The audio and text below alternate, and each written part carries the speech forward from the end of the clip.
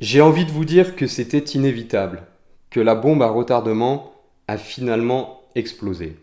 Direct ce soir sur RMC, nous avons décidé de casser l'antenne parce que c'est un véritable séisme qui se joue en ce moment au Paris Saint-Germain. Kylian Mbappé ne sera pas dans le groupe pour la tournée au Japon. Une décision qui a été prise dans la lignée de ces derniers mois. On est en direct. Vous avez probablement tous vu passer l'information sur la mise à l'écart de Kylian Mbappé. Une mise à l'écart qui fait de lui le meilleur joueur du monde, un indésirable au PSG parce qu'il a refusé d'activer une année optionnelle dans son contrat. Cela a conduit à une situation de conflit entre le club et son joueur. Rassurez-vous, ce n'est pas une situation extraordinaire. Nous affrontons au quotidien des situations conflictuelles. Mais au moins, cette étude de cas nous permet de mettre le doigt sur comment gérer une telle situation et aussi comment l'éviter, puisque ce qui va être intéressant dans cette vidéo, ça va être de voir qu'est-ce qui a mené à cette situation conflictuelle. Ce feuilleton Mbappé va nous permettre de savoir comment gérer et manager des situations complexes. Donc si tu veux pas passer pour un amateur dans ton quotidien, je te conseille vraiment de regarder cette vidéo. Parce qu'ici, je vais explorer le fond du problème, celui dont les médias sont passés à côté. Parce que quand on lit entre les lignes, on se rend compte que la vérité concernant ce feuilleton, elle est dans la gestion du club et dans les compétences managériales du président Nasser. C'est ce que je vais aborder dans cette vidéo. Je vais vous expliquer comment cette affaire fait passer Nasser pour un véritable amateur, mais aussi pourquoi cela en dit long sur le probable déclin du PSG. Le premier angle va être la dimension managériale de cette affaire. Le premier élément qui me saute aux yeux quand on parle de cette situation avec Kylian Mbappé, c'est l'incapacité du club à anticiper un départ qui était inéluctable.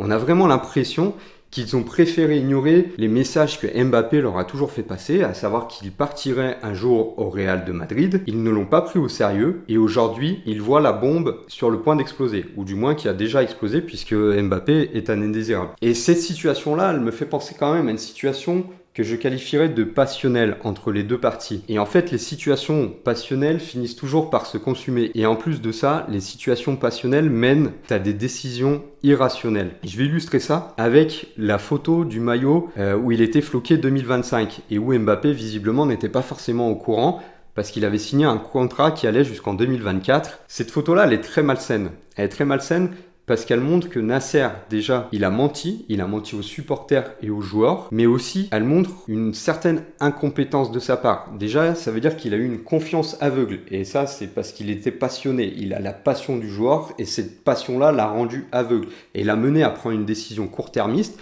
de dire, voilà, il est là jusqu'en 2025, pour faire plaisir aux supporters l'année dernière, mais aujourd'hui, ça lui pète à la gueule. Et j'y vois donc un message extrêmement négatif sur la compétence de Nasser dans la gestion de ce club. Autre élément important dans la gestion de ce club toujours, c'est la culture.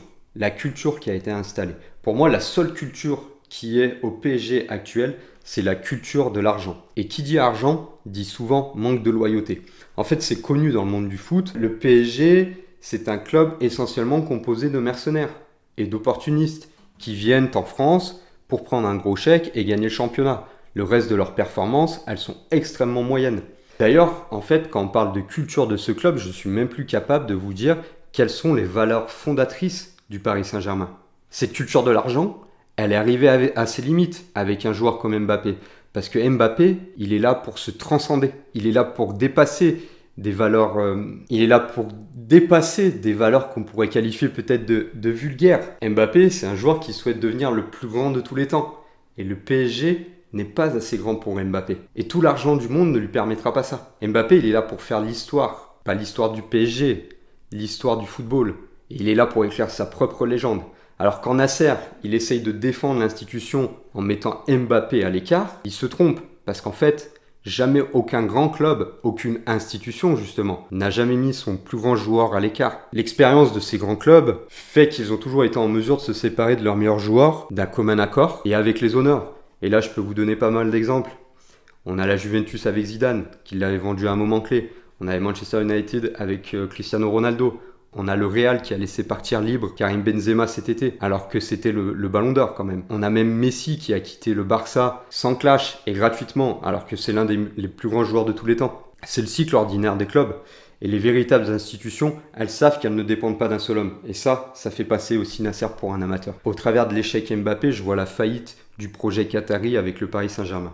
Donc après avoir abordé cette séquence plutôt orientée management et gestion, j'aimerais aborder quelques éléments plus stratégiques. Aujourd'hui, on a un club qui ne donne plus vraiment de vision claire. Et les dernières saisons l'attestent en fait. On a entouré Mbappé d'individualité. Et ça aussi, dans une gestion d'entreprise et dans la gestion d'un club de sport, c'est une grave erreur. La somme d'individualité ne fait jamais la performance. C'est le collectif qui va faire la performance et qui va installer une relation durable et stable dans un club et dans une entreprise aussi. C'est un échec qu'on observe de manière récurrente dans beaucoup d'entreprises, mais c'est exacerbé vraiment dans le sport. Et je vais prendre quelques exemples pour illustrer ça. On avait par exemple le Real de Madrid avec les Galactiques. On a eu la Juventus récemment qui a fait des erreurs stratégiques en misant sur Cristiano Ronaldo pour obtenir des résultats à court terme. Et aujourd'hui, elle est en difficulté. Mais ces clubs-là, qui sont des institutions, ils ont une véritable différence avec le PSG. C'est que leur ADN est quasiment intact, que leur histoire est riche. Ils ont une identité forte. Ils ont aussi des anciens joueurs qui sont capables de revenir pour incarner les valeurs de ces institutions. Et c'est pour ça que ces grands clubs arrivent toujours à se relever. Dans une entreprise, l'un des biens, l'un des actifs les plus précieux, c'est sa culture et la capacité qu'ont les gens à se mouler dans cette culture-là. Aujourd'hui, les joueurs du PSG viennent se mouler dans la culture de l'argent. Et ça, c'est pas sain. Pour moi, la véritable conclusion, c'est qu'avant de vouloir se fixer des grandes ambitions, comme ils ont fait en arrivant, il fallait savoir comment ils allaient s'ancrer dans la culture et l'ADN du Paris Saint-Germain. On ne décrète pas ça. On ne l'achète pas à coût de millions d'euros. L'une des grandes erreurs de Nasser et du Qatar, c'est d'avoir balayé en quelque sorte les éléments fondateurs, les valeurs clés du Paris Saint-Germain. Et si le projet qatari veut se poursuivre avec ce club, c'est peut-être par là qu'il devrait recommencer. Je te remercie d'avoir regardé cette vidéo jusqu'au bout. Comme tu peux le constater, je fais des vidéos orientées stratégie d'entreprise, business, management, coaching en reprenant des études de cas, notamment du monde du sport. Si tu as besoin d'appui, de soutien pour prendre du recul sur ta propre activité, sur ta carrière, n'hésite pas à me solliciter. Tu as un lien Calendly pour prendre rendez-vous avec moi dans ma description.